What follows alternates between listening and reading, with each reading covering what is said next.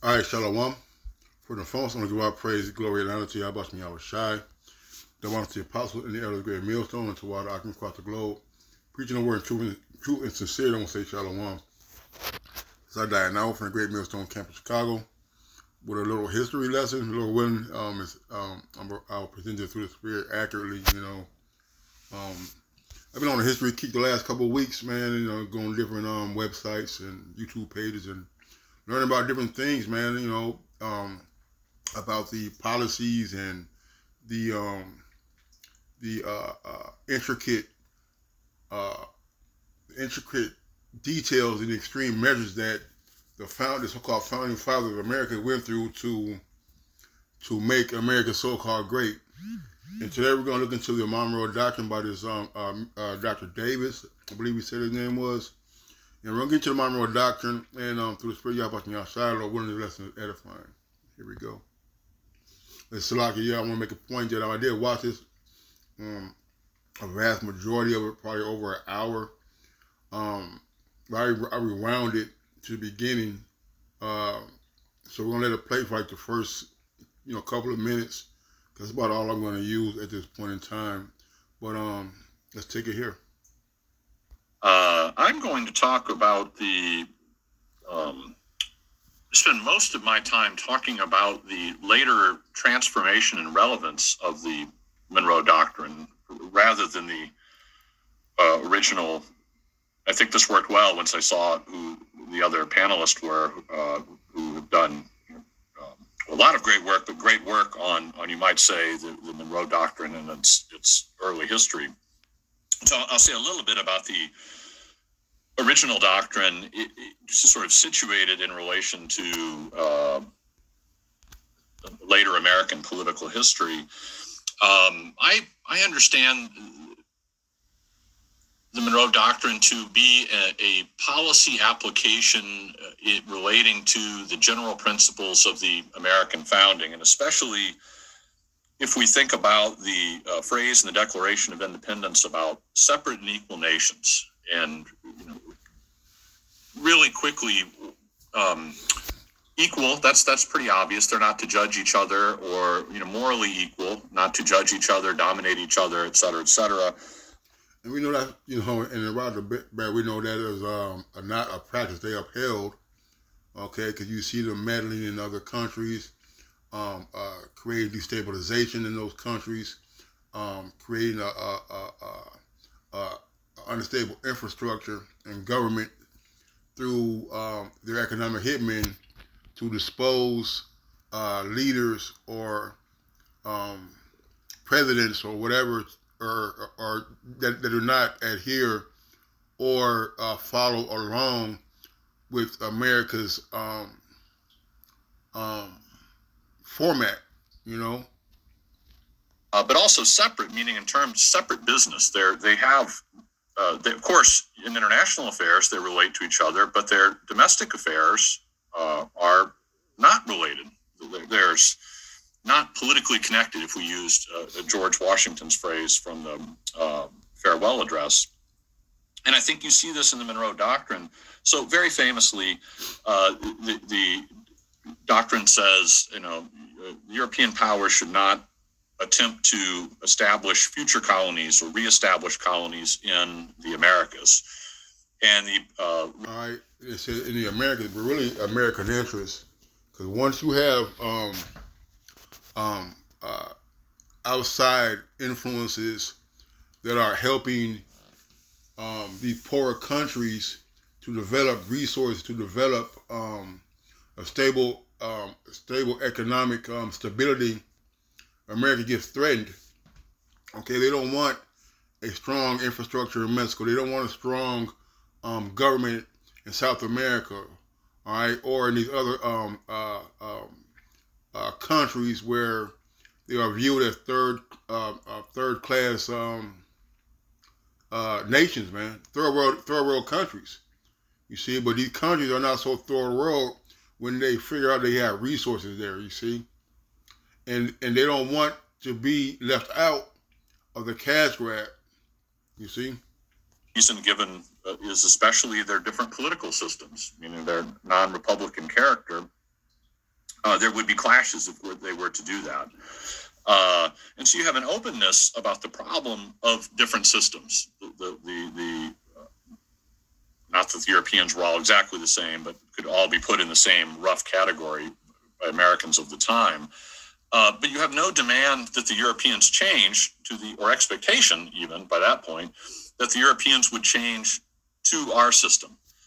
One of the other ways you see this is in the doctrine, Monroe, Adams declare that the de facto governments of Europe the de facto governments anywhere are the legitimate governments. We're not. Right. So you said the de facto governments anywhere are legit governments, which meaning that however a country decides to run their country and control their people is none of America's business. You're not an illegitimate government simply because you don't live up to our principles. Now, obviously, this is very different from our orientation in the last 100 or so years, especially after Woodrow Wilson. So we wish and Woodrow Wilson was a founding, a leading proponent of eugenics. Look that word up. Doctrine for a Greek independence, but we don't denounce Ottoman tyranny, demand that other nations intervene or threaten intervention on our own part.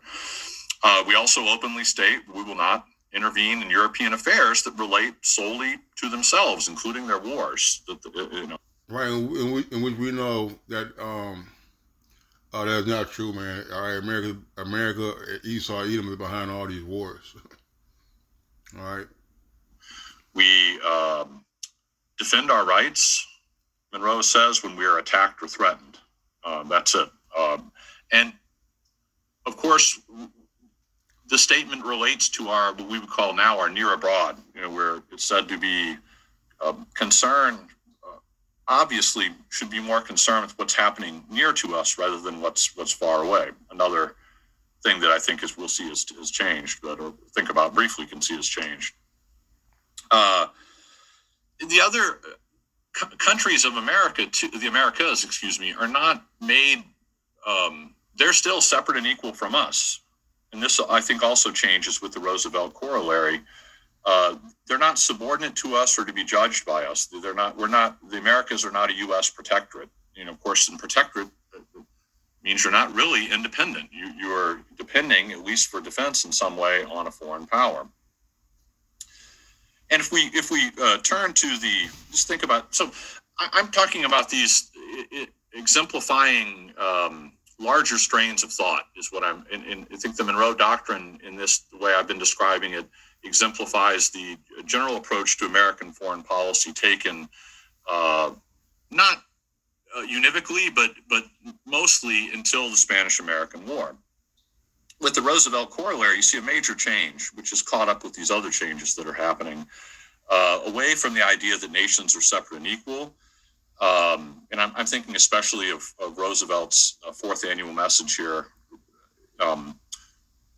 If we judge a nation of the Americas exhibits chronic impotence or uncivilized behavior in their internal affairs, if that poses a threat, say, of inviting European intervention to repay debts or something like that, we may intervene. Right. So basically, you're saying that if you're a poor country, that if you're a poor country needing assistance by any country besides America, is that you're gonna be considered a threat, all right, by the United States, man. All right. So if you if the United States is not helping me, and Yugoslavia wants to help me, that'll be considered a threat, all right? Although you're right next door, you're not willing to help, all right? So we're going to get a couple of precepts here, and Lord willing, that's an edifying. We're going to get Habakkuk 2:5. It says, behold, his soul which is lifted up is not upright in him, but the just shall live by his faith. It also, because he transgresseth by wine, he is a proud man, neither keepeth at home. When largest his desire is hell, and is as death, and cannot be satisfied. But gather unto him all nations, and heapeth unto him all people. All right, and that's his policy, man. All right, it's that transgressed by wine. That's his doctrine. All right, his doctrine and philosophy is that if you're not with us, you're against us. All right, and if you're a friend of my enemy, that makes you my enemy. Although that person, although that person that's trying to help you, all right, it treat you more fairly, all right, than your neighbor will. All right, and the neighbor being, I'm talking about South America and North America. All right, and also the islands too, man. All right, that's why a lot of islands are speaking. They speak French. All right, and other non-native languages. Yeah, also because he transgressed by wine, he is a proud man. Neither keepeth at home. He lardeth his desire as hell, and is as death and cannot be satisfied. He's always meddling in other people's affairs. They're worried about how their leaders are running their government. All right, they're worried about how much money they're making. All right, they're worried about how the resources are being extracted.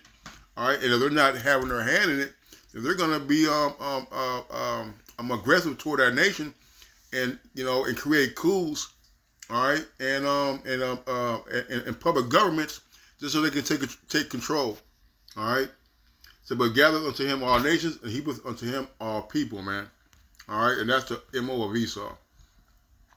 This is Isaiah 10:1. It says, "Woe unto them that decree and write the decrees, that write grievous with a pen which they have prescribed." All right, that's a Monroe Doctrine in itself, man. All right, it's a grievous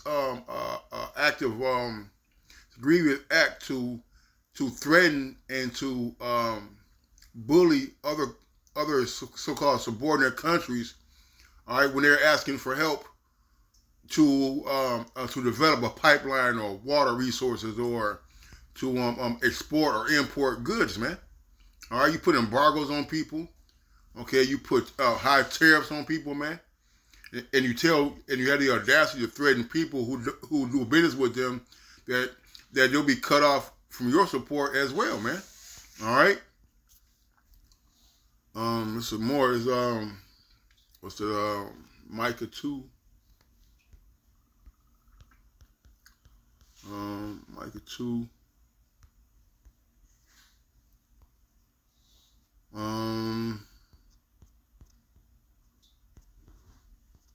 The Micah 2. Yep, it says Micah 2:1 says, "Woe to them that devise iniquity and work evil upon their beds. When the morning is light, they practice it, because it is in the power of their hand," man. And this is Esau Edom, man. All right, he devises iniquity, he works evil. Why? Because he has been given a power over the earth. All right. So and they cover fields and take them by violence, and houses and take them away. So they oppress a man in his house, even a man and his heritage, man. All right, and that's what he was talking about the foreign European countries who go into these other nations, all right, and help them to establish some means of stability. And you're seeing it now with China and South Africa in South America, and other Russia helping out Mexico and other South American countries, man. I believe it's Mexico, or it might be South America, one or two. All right, but the point being that these countries are getting foreign help from so-called America's allies and enemies, man. Okay? All right? And it talks about how they would be threatened, all right, if they were to receive this help from them, which made them enemies, man. And they covered fields and take them by violence, and houses and take them away. To oppress a man in his house, even a man and his heritage, man.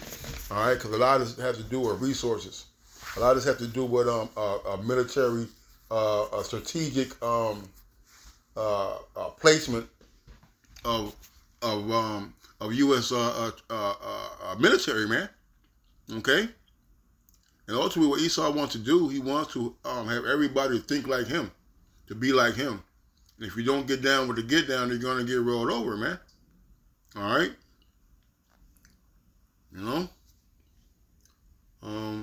that's basically it. I wasn't gonna go too long. I didn't have a whole bunch, but Lord willing, I'm gonna do some more lessons on this topic. All right, there's a couple other ones that I want to get into, but this is a little piece of the cake, a little piece of the pie about the Monroe Doctrine, man, and how wicked it is, and you really look into it and see how Esau really conquered the earth, man. With that, I'm gonna say shalom.